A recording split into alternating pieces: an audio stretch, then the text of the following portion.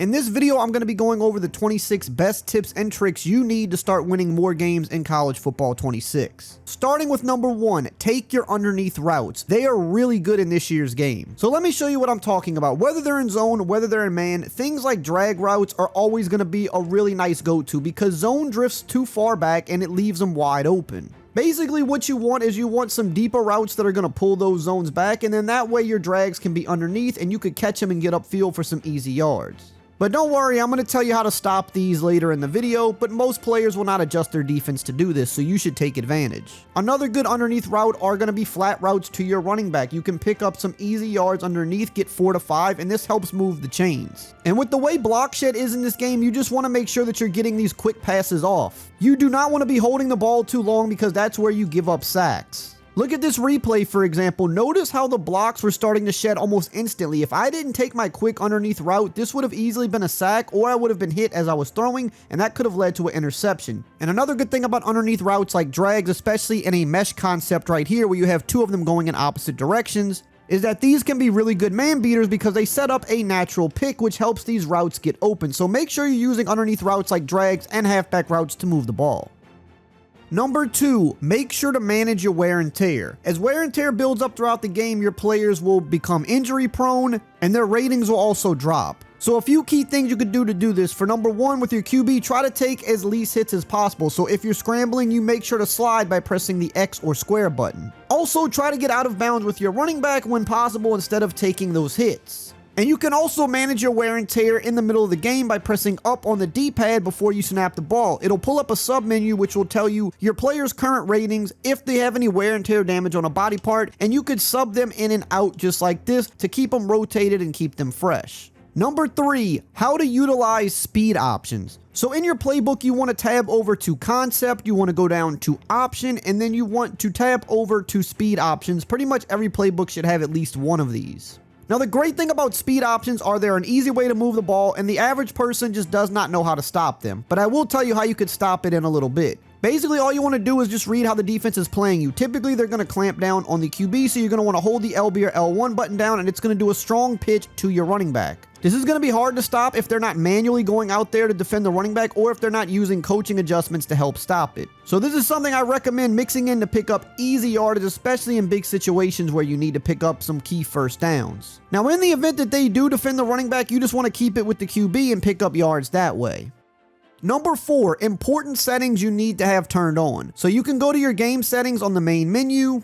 And 2 very important ones you always want to make sure you have turned on are defensive ball hawk. This is going to help you get more interceptions, and defensive heat seeker assist. This is usually off by default. Make sure you turn it on and make sure you put your heat seeker window size up to 200%. This will greatly help assist you in making tackles, and this game can be very hard to make open field tackles in, so you want to make sure this is turned on. Hey, if you're getting value out of this video, why don't you go ahead, subscribe, turn the bell icon on. That way you can get the best tips and tricks all year long to help dominate in college football 26. It helps the channel out a lot, and you can always unsub at any time if you get tired of the videos. Number 5, important coaching adjustments. When you're at the play call screen on defense, you want to press the right stick in, and that's going to pull up your coaching adjustments. Now, they do have offensive coaching adjustments as well, but those aren't nearly as important as your defensive ones. You want to make sure auto flip defensive play call is on. You want to make sure your cornerback matchups are on balance. Otherwise, they could glitch out. That's something they should fix soon, though. But the main ones I want to talk about are these keys right here. These are the ones you must set every single game. So option read key, you need this on conservative. Otherwise, you're going to get beat by easy read options. So I'm going to put this back on balanced, and let me show you what happens. If I leave that read option setting on balanced and my opponent goes to run a read option, a lot of the time, he's going to have the quarterback wide open for easy yards for big gains. Whereas now I'm going to put it on conservative, and you'll see if I try to pull the ball with the QB, I'm going to lose yards every time. Now for your option pitch key, you want this set to aggressive. Remember just a minute ago when I was showing you how easy it was to run speed options? Well, if you set this to aggressive, now when you try to run the option, if you pitch it to the running back, the defender is going to play that much more aggressively and you'll lose yards. And for your RPO keys, you want to make sure that the read key is set to conservative and the pass key is set to conservative. This is going to help you better defend RPO read plays. So if they try to run a read option, the RPO read key on conservative will hit the quarterback in the backfield. And if they try to throw flats or bubble screens, this RPO pass key set to conservative will better help you defend that as well. It won't be 100% of the time, but it's going to be your best bet. All of your other coaching adjustments are completely situational, and I would leave them at default. But that brings us to number 6, safety adjustments. These can be useful in certain situations. My favorite time to use these adjustments are versus players that like to run the ball a lot. So what I will do versus a heavy runner is I will put my safety depth on close, and I will put my safety width on pinch. Now, I'm only doing this typically if I'm expecting the run. Otherwise, I want to make sure these are back on default because they will defend the pass better that way. But let's look at close and let's look at pinch versus the run. Now, when defending the run, typically I want to pick any type of a cover 4 play. So it can be cover 4 quarters, cover 4 drop, cover 4 palms. It doesn't matter. But cover 4 by default is going to be a good run defense, but also it can defend against the pass if they were to hit us with a pass play instead.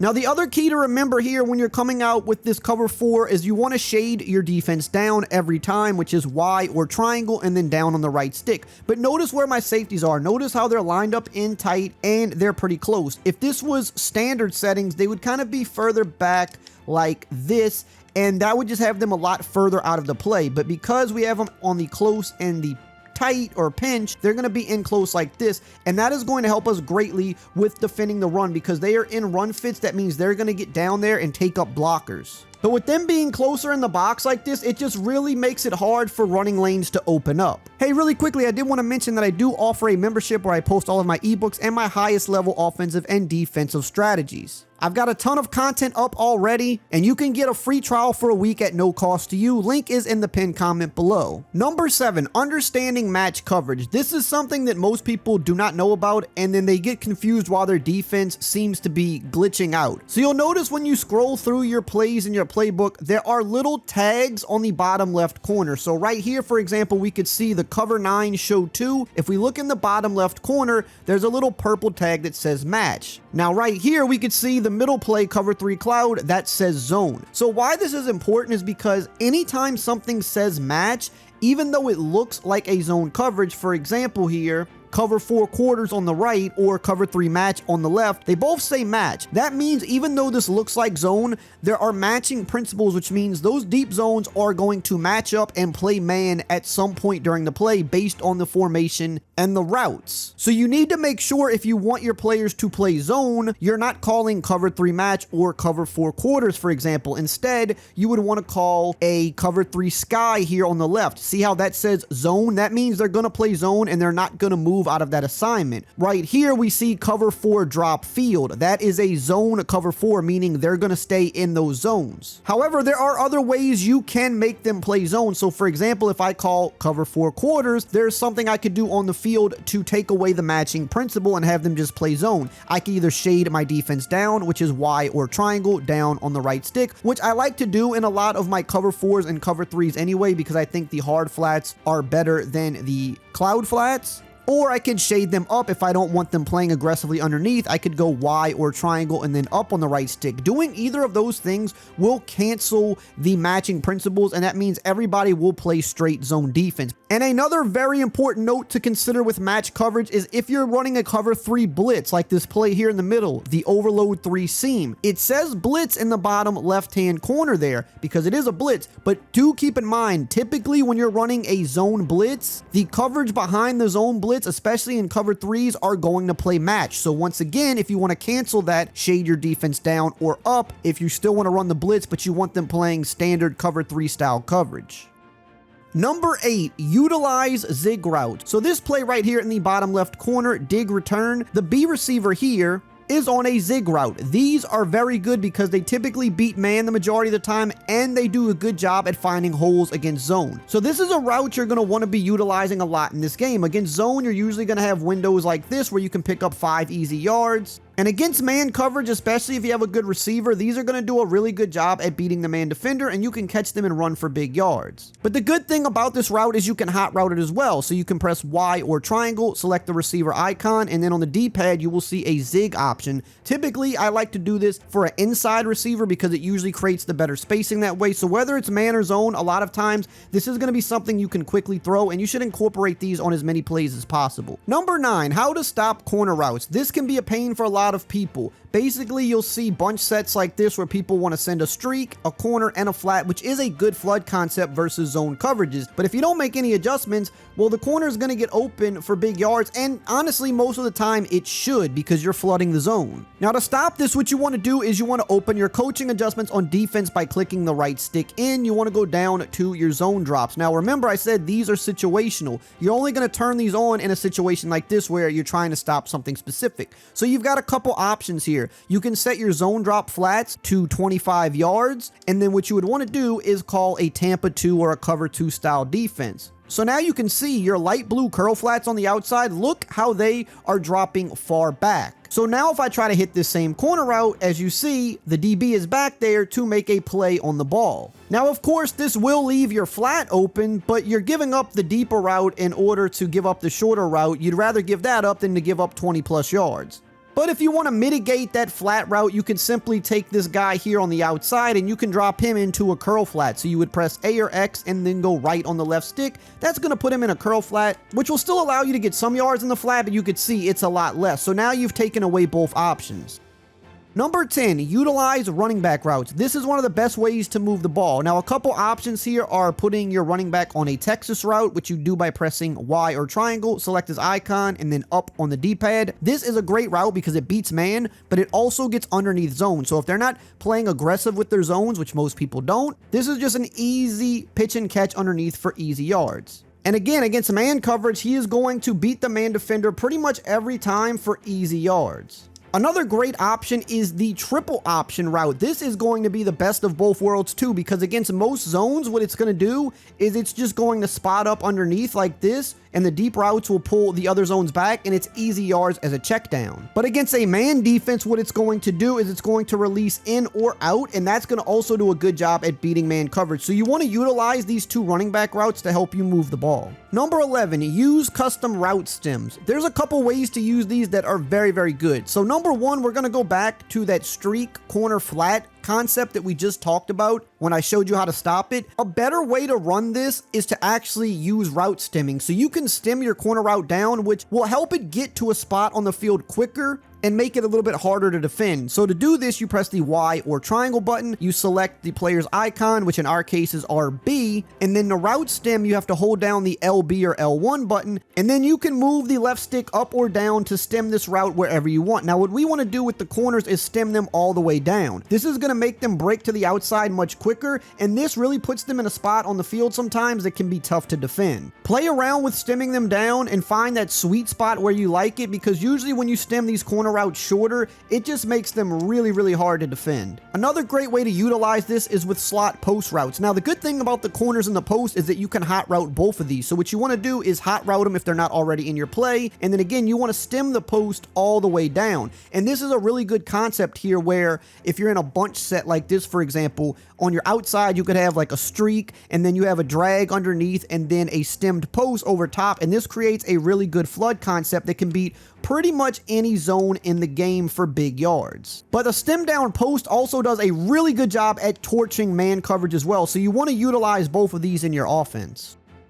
Number 12, go for swats in one-on-one situations. This year, the one-on-one ball is a lot better, and you can get some crazy catches. So what you want to do is go for the swat. Notice right there how we got mossed. And that's just going to happen in this year's game. That is an intentional change. So what you want to do is click on, you want to get in position and go for a swat. So when you see somebody going for that one-on-one 50 shot, click the X button on Xbox or the square button on PlayStation. You've got a much better chance at breaking the pass up with the swat this year versus going for the pick, which will have them catching that 50-50 ball a good amount of the time. Number 13, shading your defense. When you're on the field, you can press Y or triangle, and then on the right stick, you have the ability to shade over top, underneath, inside, or outside. But my favorite time to use this is when I'm trying to stop those underneath routes that I talked about earlier, like drags or flats. Typically, I'm going to want to do this out of a cover 3 or cover 4 style defense because it still gives me deep zones to protect deep. However, you can do this out of a cover 2 as well. It's just going to be a lot more aggressive. Now, right here, I'm going to play standard coverage and show you just like I did earlier. If we play standard, you can hit these drags underneath and you can catch and run for big yards. But now I'm going to shade underneath, and you'll notice it'll even put hard flats on the field to show you that you have shaded underneath. Your two hook curls in the middle right here will also play a little bit more aggressive as well. And now if I try to throw this drag route, notice how the defense is there and they clamp down on it and force a breakup. Number 14, coverage shells. This right here can take your defense to another level. So when you open up a formation, so for example, we're going to open up the nickel over. When you have it open on the right stick, there's an option. You can see it all the way to the right. It says shell, and you can flick the right stick up or down and you can change your coverage shell. Now what this means is whatever you set it to, that's how your defense is going to line up. So to me, the best one to use is cover 2. You set this to cover 2, and no matter what defense you call, they will line up as if they're in a cover 2 every time. So even if I call a cover 3 sky right here, you will see we have 2 high safeties and the outside cornerbacks are lined up 5 yards off the wide receivers. Why this is good is because if you are lining up the same way every play, it makes it hard for a better player to diagnose exactly what coverage you're in, because this looks like a cover 2, but we're actually in a cover 3. Number 15, quick sliding. This is a new mechanic in the game for your offensive line. Typically, to do a offensive line slide, you would have to hit LB or L1, and then you do have a bunch of options here that you can do,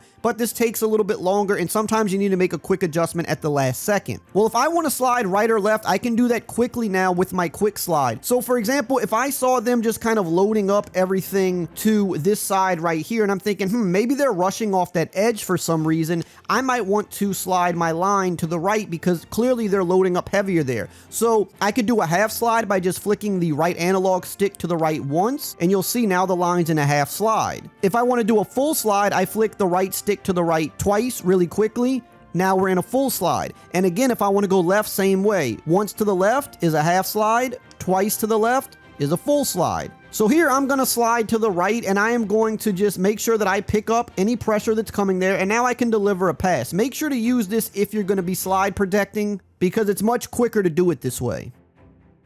Number 16, how to create a flat route. So in this year's game, there is no way to hot route a flat anymore because they changed up some of the hot route options. However, when you have a tight end that is lined up in tight, you can hot route him to a wheel route this year by pulling up your hot routes and then selecting the wheel option so we can see that's left on the D-pad. But what this does is before he goes up the field on a wheel, he basically runs a flat route. So this kind of gives us 2 routes in one. He can go up the field later in the play, but if we hit him early in the play, we've now created a flat route in a game where they don't have dedicated flat routes. So if you're trying to create a flat route out of a formation this year, utilize the tight end wheel. That will give you a decent option to create a flat route that you can use to pick up some good yards underneath. Number 17, don't spam the right trigger. I talk about this every single year, but it's very important. When running the ball especially, you do not want to hold the right trigger behind the line of scrimmage. A lot of people do this and then they wonder why are they not running the ball successfully? And that's because when you hold right trigger, you get to spots quicker than you're supposed to. And also it does trigger faster block sheds like this. So you always want to just be maneuvering with the left stick and get into the open hole. You only want to utilize the right trigger when you're in the open field, like right here. Now I'm in the open field, I'm trying to pull away for as many yards as possible. This is also important for your QB in the pocket. Sometimes people start to hold down the right trigger when they're in the pocket because honestly it is just a force of habit and this causes quicker block sheds. You only want to be holding down that right trigger once you're definitely taking off with the QB.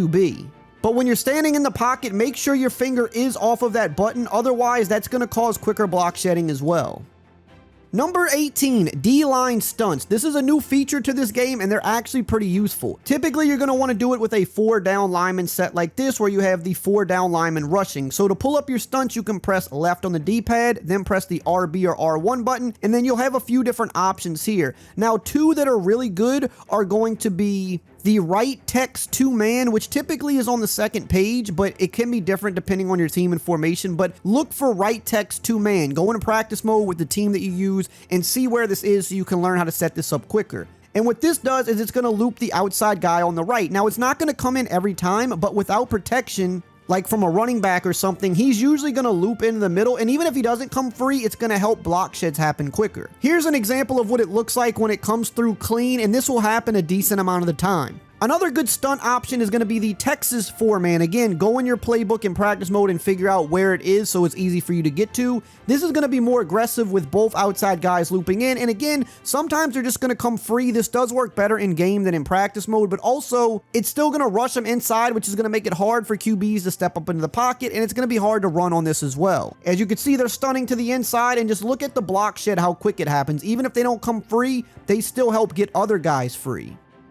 Number 19, utilize RPOs. So in your playbook, you want to go to concept, you want to go to option, and you want to look at RPO read. These are going to be some of the best ones in the game, and what you want to look for are ones like RPO read Y flat that has a tight end going on a flat, or one that has some type of a bubble screen of sorts. Usually you're going to want to find a bubble screen like here, the RPO read bubble that has multiple blockers. Both of these are going to be really good options because unless you know exactly what you're doing, the average person is not going to be able to defend these plays because you can hand it off to the running back. But the real great thing about these plays is the ability to throw these bubbles or flat routes. Now let's take a look at the RPO read Y flat. This one's going to be the best one in the game. A lot of people like to use this play because it simply is hard to stop. You have the element of running the ball, but a lot of times the defense is not going to defend these flats or these bubble screens. Now to defend this, you want to typically man somebody up on the route that you think is going out. But like I said, it could be the tight end. Sometimes it can be the slot. But typically if you do that, as long as that guy doesn't get blocked, he should get out there and at least make a play on the ball. So that is something to be mindful of.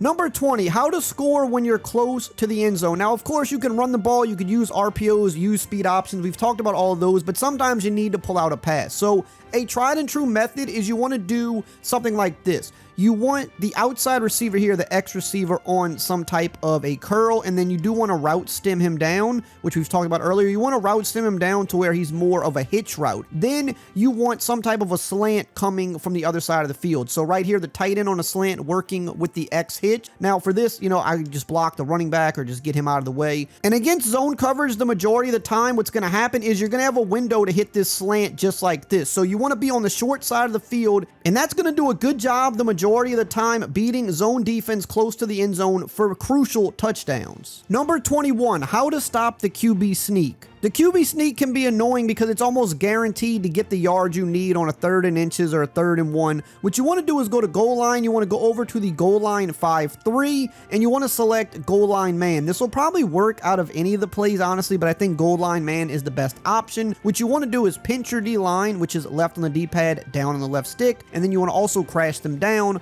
left on the D-pad, down on the right stick. This right here, also you can get here with your user just to help out. This should blow up the QB sneak the majority of the time.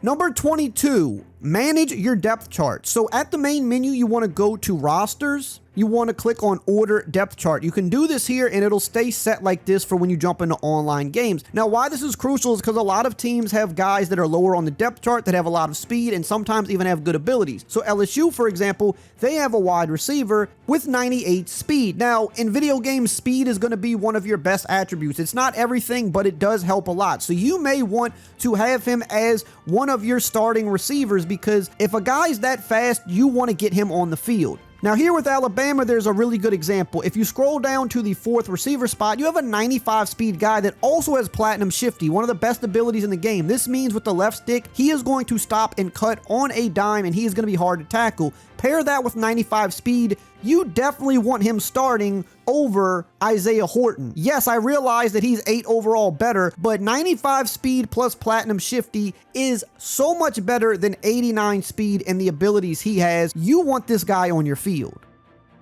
Number 23, abilities. We just talked about this, so let's go more in depth about this. Abilities are just as important as ratings in this game. So for example, if we're looking at QBs, Garrett Nussmeier here, he has platinum on time and silver dot. You want to notice this for QBs. Things like on time and dot are going to prevent from inaccurate passes. If you don't have these abilities, you're going to have a lot more inaccurate passes. So you might want to make sure you're using a quarterback that has those. For running backs, you want to look at things like shifty, sidestep, and 360. Those are going to help you with faking taking out defenders. For wide receivers, Shifty and Takeoff are going to be some of the best ones in the game. With Takeoff, it's hard to press a guy or play him one-on-one, especially if he's fast, and Shifty just helps you make moves in the open field. When it comes to pass rushers, you're going to want to look for guys that have things like quick jump, duress, and pocket disruptor. Those are going to help you on the defensive line. So you may have a guy like we just talked about previously. He could be lower on the depth chart.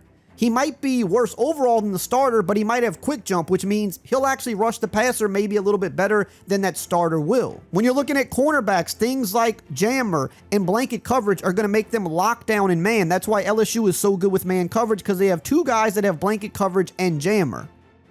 Number 24, how to deal with Stadium Pulse. Now, Stadium Pulse is more turned up this year than ever. It's hard to hot route, it's hard to audible and things like that when the pulse is going. So in order to quiet this down, if you're on the road, you want to use things that don't require hot routes. You want to use some of the stuff we talked about, like RPO reads, for example. These are good plays that are hard to defend, and you can see on the first play, we're picking up easy yards. Now, on the next play here, the pulse is still rocking. It's a short yardage situation. Let's hand the ball off. This doesn't require any extra work. Let's hand it off, read our blocks, don't spam the turbo button, and you see we got good yards.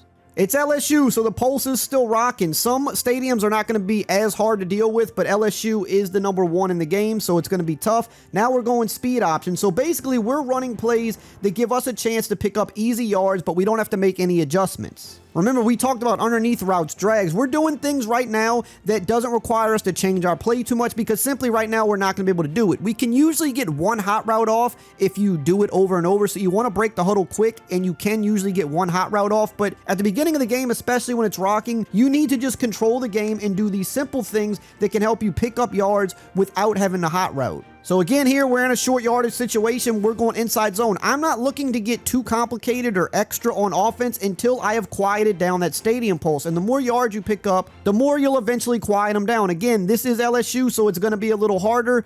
But my goal here is to just do the simple, easy stuff that's going to allow us to eventually quiet that crowd down. And that's how you have to play against Stadium Pulse.